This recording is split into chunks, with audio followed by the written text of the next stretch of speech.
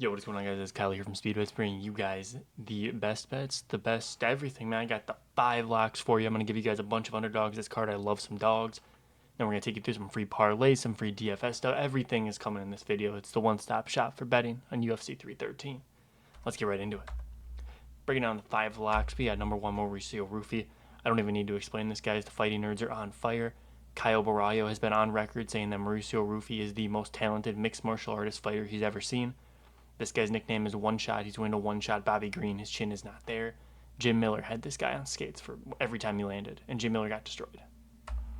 Josh Van. Racer Rui is nothing that Josh Van hasn't seen before. Cody Durden's a way more proven.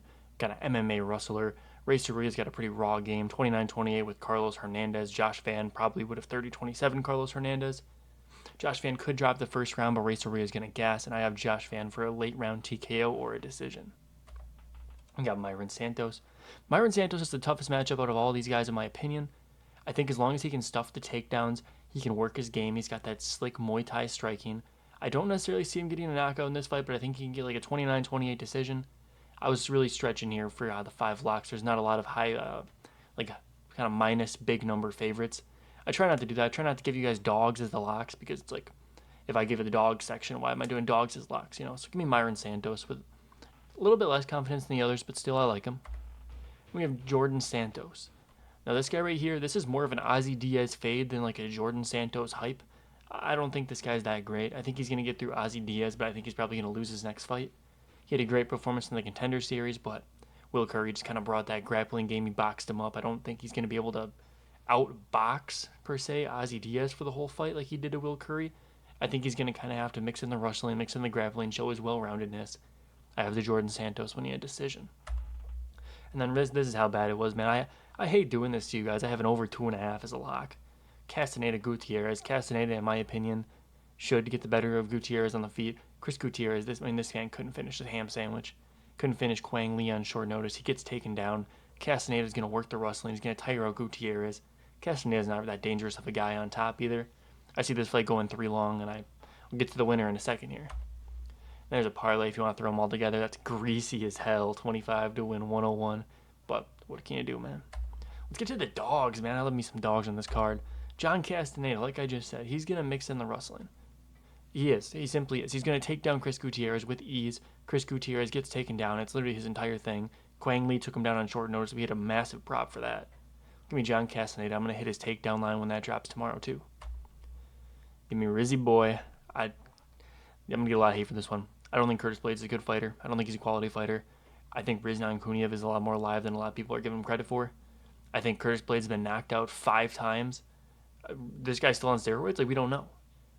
All I know about this guy is he swings wild. He has good elbows, good clinch work, good knees. Curtis Blades is in danger. And Curtis Blades, I don't trust his chin. For the value on this, give me Rizzy Boy by a knockout, plus 550. Are you kidding me? And we have Lucindo. I've seen a lot of people talking about Lucindo and how she's not that good. I agree with you. I don't think she's that good, but I also don't think Amanda Lemos is all that. I think Amanda Lemos has huge grappling holes. She's a big flaw there. Verna Jandaroba just exposed Amanda Lemos, subbed her with ease in the second round. And guess what? Guess who Lucindo's main training partner is? Verna Jandaroba. You think she doesn't know this fight inside out already? I think Luciano, I don't know if she's going to get a submission, but she's going to take down Lemos and work her on the ground. Wei Lee laid out the blueprint. Verna Jandaroba did it better. Now it's Lucindo's turn. Give me Justin motherfucking Gaethje. This guy is a dog, a slugger of the highest order. He's not going to lose to Fiziev. Fiziev's coming off a 1.5 year layoff off a severe knee injury. Yes, I know Gaethje got knocked out in his last fight. I don't care. That fight would have been a lot more competitive with Max if he didn't break his nose at the end of the first round. Fiziev's a known gasser. He's going to gas out. Gaethje's almost guaranteed to win the third round. Fiziev could win the first round again. It's all up to the second round, taking Gaethje all day. Plus, Gaethje took him down at the end of the fight. You know what kind of confidence that does? Justin Gaethje does not take people down. Never. Rafael Fiziev now has to worry about being taken down by Justin Gaethje, which is insane. Give me Justin Gaethje, probably by decision, but third round knockout, man. Sprinkle a little something on it. There's a parlay, a little greasy again if you want to throw them all together. Here we got the DFS. I'm blocking the better logo down here. Move myself over for a second. On the left side here, I kind of had to squish it to make it fit. We got Carlos Leal under half a knockout. Not a popular pick. I'm not seeing a lot of people jumping on this. Carlos Leal, this is giving me flashbacks of that That dude that fought JDM, man, Basil Hafez. Guy comes in, steroided out of his mind, has a super competitive fight with like a guy right outside the rankings. Comes in the next fight, he shits the bed against Mickey Gall. Now, I don't think Carlos Leal is going to lose this fight to Morono. I really don't. I'm picking Carlos Leal to win. But he's going to win by decision. It's going to be a sloppy, sloppy fight. I don't think Carlos Leal is going to knock out Morono. Morono is historically durable. I like the over 1.5 a lot for this fight. Then we have Ruffy, like I was saying earlier, over half a knockout. It's just cut and dry. He's going to knock out Bobby Green. We have Justin Gaethje over 82.5 significant strikes. He went to war with Fiziev last time. I think he's going to go to war again. That's kind of how Justin Gaethje likes to do it. Ray Saruya under 2.5 takedowns. This one's a little scary because Ray Saruya, all he does is shoot. He's not going to strike with Josh Van. But Josh Van has shown some good sprawl, some good takedown defense. If he gets put against the cage, he's going to box his way out of it. He's going to circle around. Ray Saruya is going to be diving at legs the whole fight, so this leg is very scary. But I don't think he's going to get 3. Josh Van only let Cody Durden take him down twice, and I think Cody Durden would beat Ray Saruya in a pure wrestling match. That might be another unpopular opinion, but I don't think Ray Saruya's game is going to translate to MMA in the way that he might think it does. So I think Josh Van's going to stuff all that. Then we have, I don't know why they have his name like this, but Jordan Dos Santos, over 11.5 fight minutes. Like I said, I think he's going to mix in the grappling here. He's not a big one-shot guy like Big Ming or like Joe Pyfer. You're not going to get Ozzy Diaz out of there. I mean, he could. He realistically could. Ozzy Diaz's chin is cooked. But I think it's going to go to decision. Then, like I said, Josh Van, fantasy score, he's going to be stuffing takedowns all day on Prize Picks. They actually score the fantasy score. You get 3 points for every takedown defense there.